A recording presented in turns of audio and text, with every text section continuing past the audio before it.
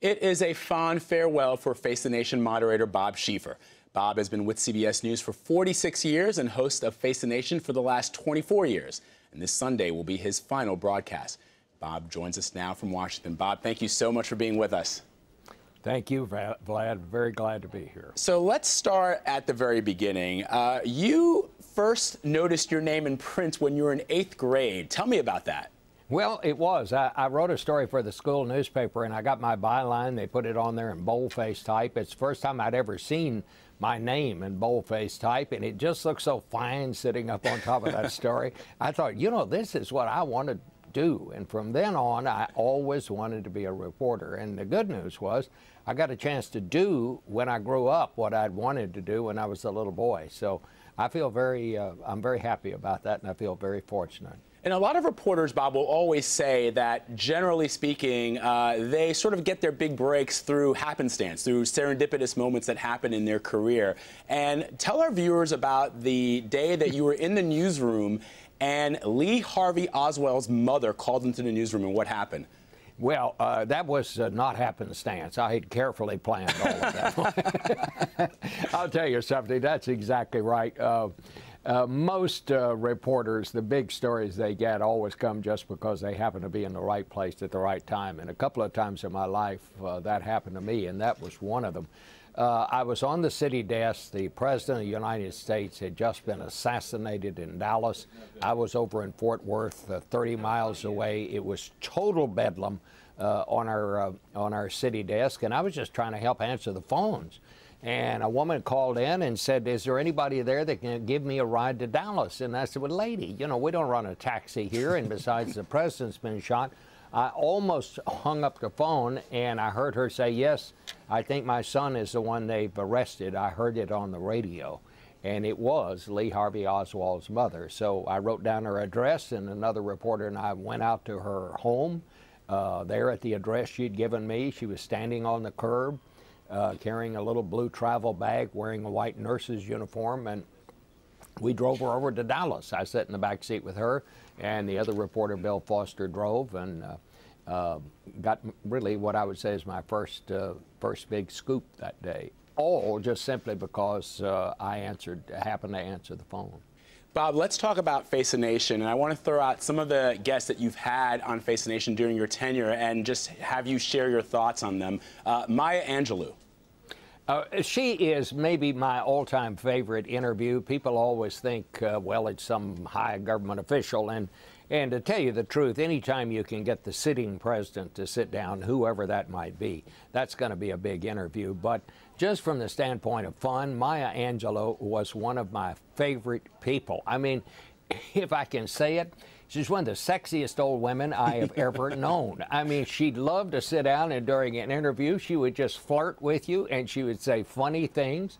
And I was just enthralled with her. I always got a big kick out of interviewing her. Another person I loved to interview was Henry Kissinger. And I interviewed Henry Kissinger for 40 years, I guess. And I never once did I do an interview with Henry Kissinger that I didn't come away learning something, or he said something that I'd never really thought about in that particular way. I didn't always, agree with him, but he always gave you food for thought. One of the most interesting people, I think, of our time. And somebody who was definitely not sexy, Oliver North. What was that like? Oliver North was one of Ronald Reagan's aides when they were going through Iran-Contra. And he decided later to run for the Senate, and I had an interview with him, and I asked him a couple of questions. I don't even remember what they were, but he got so mad he wouldn't even shake hands with me when the interview was over. He just got up and walked off. So I guess he's gotten over it by now. I haven't talked to him in a long time, but I always remember that as one of the most contentious interviews I ever had. Has it ever worried you that perhaps somebody, and I know that as journalists we're not supposed to care about that, but we're human beings. Does it ever worry you when you have an interview with somebody and they won't shake your hand and they're so angry at you that they storm off? No, that's fine. I mean, I have no problem with that whatsoever. Maybe if they'd been interviewing me, maybe I wouldn't want to shake hands with them. But I tell you what irritates me is when people come on Face the Nation and have nothing to say, in the sense that, you know, it's kind of the vogue in PR now.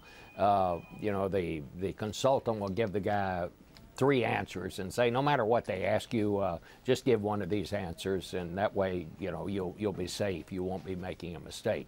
You shouldn't come on, especially one of these Sunday talk shows, unless you have something to say, because when you evade the question, that becomes an answer. People don't like it.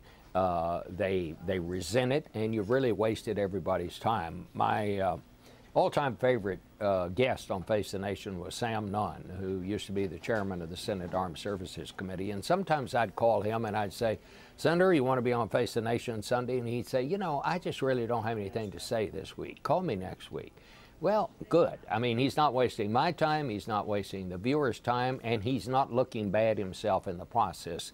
Whenever Sam Nunn came on Face the Nation, we knew he had some news to impart, and I always appreciated that. Yeah, you raise an interesting point, Bob. The Sunday talk shows right now, the Sunday format hasn't really changed. The very first guest on Face the Nation was Joseph McCarthy during that Red Scare period. The format has more or less remained the same, but what has changed in Washington?